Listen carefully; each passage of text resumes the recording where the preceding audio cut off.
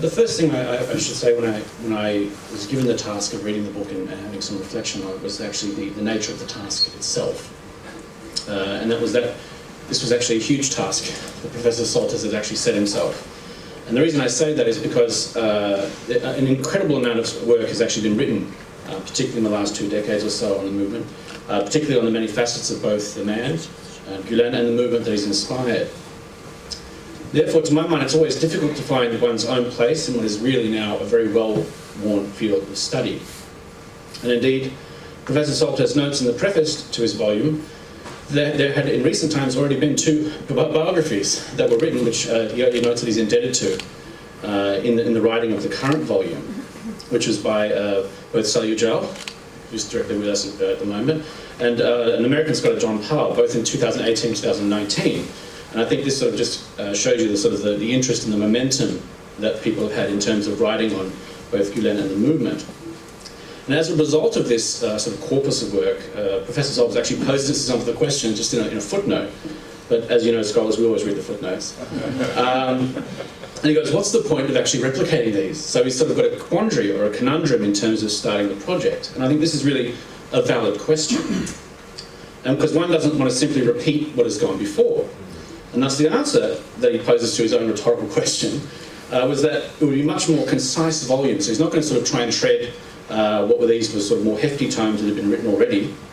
And he would sort of try to distill, I guess, if you like, down the essence of what the movement is about and the man who's inspired it.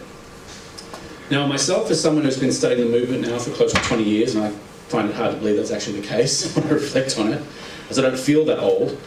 And there's not often much that one, having done this for nearly 2 decades, actually encounters that is new in reading books and articles on his map.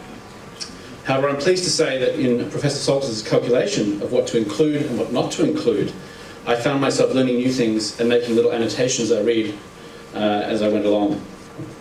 And indeed, one such annotation was learning about Gülen's father, Ramiz Effendi. I know that Professor Soltes actually spoke about the importance of giving that background about the family orientation, and I think the sensibility, if you like, of the individual, where it came from. And that's something I'm also inherently interested in myself. And what particularly caught my attention was the fact that he has a section on the parents, and particularly Ramiz Effendi, is about the fact that he cried. And there were 2 things in relation to that.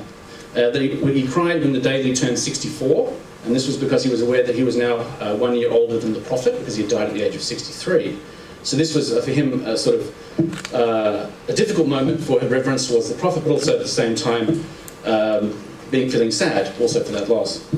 Further, I learned that Gülen's father, who was an imam as well, also cried in the course of giving sermons. Now, the reason this is important, as those who don't know, is that Gülen himself is actually famous for his weeping sermons. And whilst I was aware of this in the literature, that he was famous for this and he was very much in touch with his emotions, I actually was not aware of this familial connection. So for me, that was actually quite exciting to learn that. So thank you.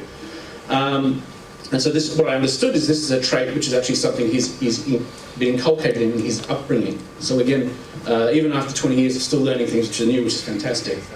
So indeed, in the opening salvo, I already had a gap in my knowledge which was filled, which is terrific. Another enjoyable element for the book was no less, and as I think George Donikian pointed out, 70 interviews, such a power of work that has gone into the volume that were conducted with those who are active both within and around the movement. There were 3 categories: those of the formative, secondary stage, and also those who have been in and around Hizmet in another capacity or other, much like myself. And in particular, I enjoyed these interviews, particularly those from the formative stages. As I said, I've been doing this for nearly 20 years, particularly because many of the names that were interviewed were also known to myself, particularly from my time about 1.5 years traipsing around Turkey when I was doing my doctoral work. And I've also had an interest, if you like, in collecting those stories, particularly about how people came to be involved in the movement. Because that way you can sort of also understand what we've talked about, the aura of the man, the effect or impact that he has on people. I've also met him once myself, and I understand what's being referred to when you meet Gülen in person. There's definitely almost something palpable in the air around him as a personage.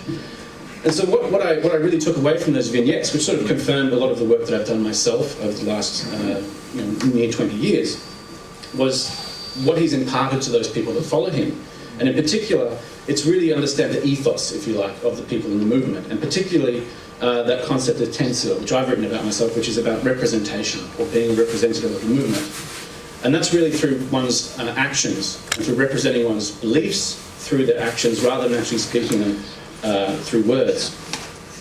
And so many of the people that are in those vignettes often talk about how they were drawn to the movement members by how they conducted themselves, and how there is a way, if you like, a middle way, which I've talked about, to be educated, modern, and pious. You didn't have to it's not a zero-sum game, if you like. You didn't have to sort of sacrifice one for the other. And so I guess what I'm trying to say is that even for someone like me, who's been reading and writing on the movement for nearly 20 years, can be drawn in and find new meaning and understanding, then this is a truly commendable thing for the volume, so well done. And it indicates that for perhaps the more casual reader, there is an absolute wealth of learning to be found about both Gülen, otherwise known as Hoca Effendi, and the movement that he's inspired within these pages. So I recommend the book talk. Thank you so much.